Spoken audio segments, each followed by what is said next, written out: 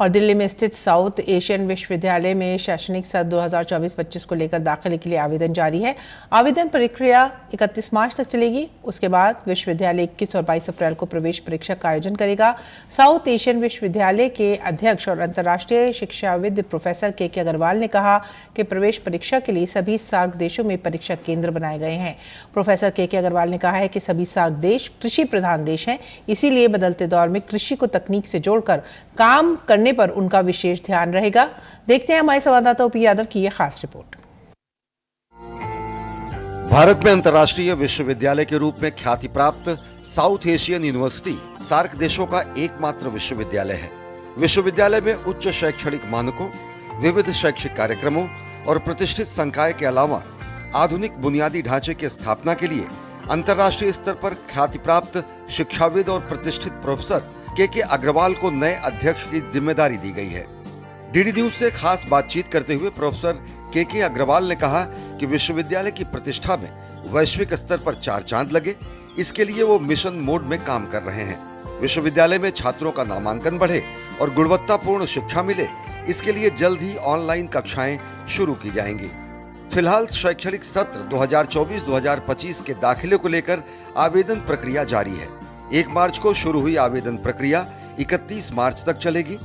21 और 22 अप्रैल को प्रवेश परीक्षा होगी। प्रवेश परीक्षा के बाद दाखिला की प्रक्रिया शुरू होगी। यहाँ सेशन जुलाई एंड में शुरू होता है और 21 और 22 अप्रैल को एंट्रेंस टेस्ट होगा। एडमिशन प्राइमरीली एंट्रेंस टेस्ट के माध्यम से होता है और एडमिशन हमें सारे सार्क देशों में से करना होता है। जो हमारे रूल्स हैं उसके हिसाब से 50% बच्चे भारत से लेने होते हैं, 40% सार्क देशों से लेने होते हैं और 10% विदेश सार्क देशों के बाहर से भी आ सकते हैं। प्रोफेसर के अग्रवाल ने कहा कि साउथ एशियन विश्वविद्यालय में सामान्य तौर पर 7 विषय हैं: अर्थशास्त्र, विधि, बायोटेक्नोलॉजी, गणित, कंप्यूटर साइंस, समाजशास्त्र और अंतर्राष्ट्रीय संबंध। स्नातकोत्तर में 60 सीटें हैं। पीएचडी की संख्या वैकेंसी और प्रवेशार्थियों की संख्या पर निर्भर करेगी। नॉर्मली हमारे 7 सब्जेक्ट्स हैं: economics, law, biotechnology, mathematics, computer science, sociology और इंटरनेशनल रिलेशंस। नॉर्मली मास्टर्स में हम 60 सीटें सब में रखते हैं और पीएचडी में इस बात पे डिपेंड करता है कि कितने वैकेंसीज हैं, कितने प्रोफेसर्स हैं, वो अनाउंस करते हैं। 8 सीटों में से भी कई बार 10 सीटें खाली रहती हैं, इसलिए मैंने इस बार 90 सीटें या 80 सीटें अनाउंस कर दी हैं ताकि हम कम से कम अल्टीमेटली पूरी 60 भर सके और इंफ्रास्ट्रक्चर यूज हो सके।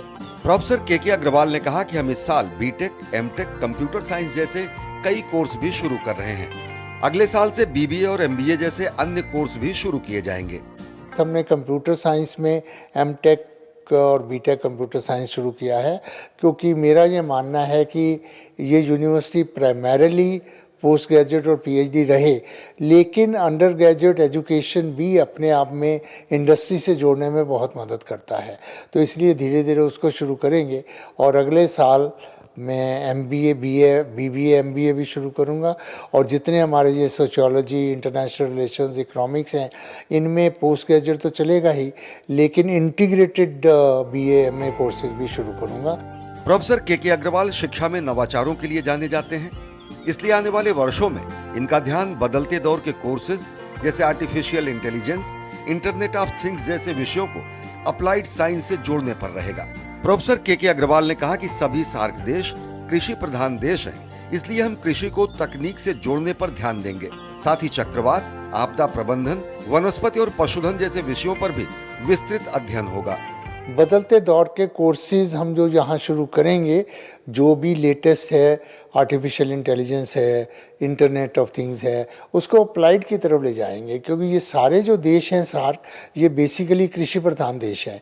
तो मेरा अभी भी ये मानना है कि हम अपने किसानों के लिए और कृषि के लिए बहुत काम किया एग्रीकल्चर यूनिवर्सिटीज़ वगैरह ने, लेकिन टेक्नोलॉजी और एग्रीकल्चर को कंबाइन करके एफर्ट बहुत कम हुआ। और जब टेक्नोलॉजी किसानों की हेल्प के लिए जाएगी तो उनकी प्रोडक्टिविटी बढ़ेगी, उनकी इनकम भी बढ़ेगी। तो इस तरफ काम करना है। इसी तरह से साइक्लोन रिलीफ के लिए, डिज़ास्टर मैनेजमेंट के लिए, फौना फ्लोरा के लिए काम करना है। प्रोफेसर के अग्रवाल ने कहा कि प्रवेश परीक्षा के लिए सभी सार्क देशों में परीक्षा केंद्र बनाए गए हैं। विश्वविद्यालय में भारत के छात्रों के लिए 50% सीटें उपलब्ध रहती हैं। साथ ही अफगानिस्तान, भूटान, नेपाल, मालदीव और श्रीलंका के लिए 4-4% सीटें उपलब्ध हैं।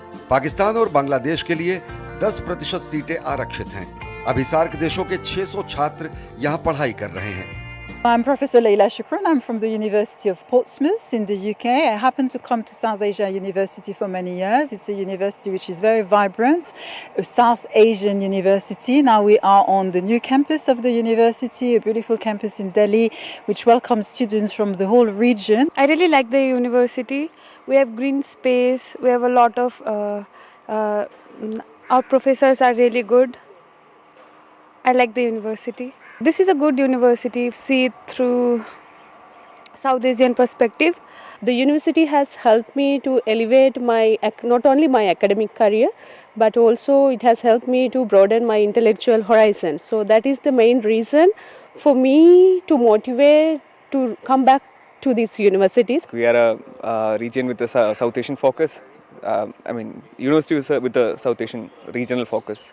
So like our course has also been decided in such a manner. अगर आप पूरे साउथ एशिया को देखें तो वहाँ इनके सारे यूनिवर्सिटीज़ के मुकाबले यहाँ पे अंतर्राष्ट्रीय विधि इंटरनेशनल लॉ की बहुत अच्छी पढ़ाई होती है। सार्क देशों के बाहर के छात्रों के लिए भी 10% सीटें विश्वविद्यालय में आरक्षित हैं। दाखिला संबंधी जानकारी के लिए इच्छुक छात्र वेबसाइट sau.int पर विजिट कर सकते हैं। दक्षिण एशियाई देशों में एजुकेशन विदाउट बॉर्डर की संकल्पना को साकार करने के लिए नई दिल्ली स्थित मैदान गढ़ी में साउथ एशियन यूनिवर्सिटी बनाई गई है। इस विश्वविद्यालय के जरिए एक और जहां दक्षिण एशियाई देशों के छात्रों को शिक्षा दी जाती है, वहीं दूसरी ओर पड़ोसी देशों के बीच सामरिक संबंधों के साथ साथ सांस्कृतिक संबंधों को मजबूती प्रदान कराने के संदर्भ में बेहतर तालीम भी दी जाती है। मेरे सहयोगी कैमरामैन योगेश कुमार के साथ मैं OP Yadav, DD news, Delhi.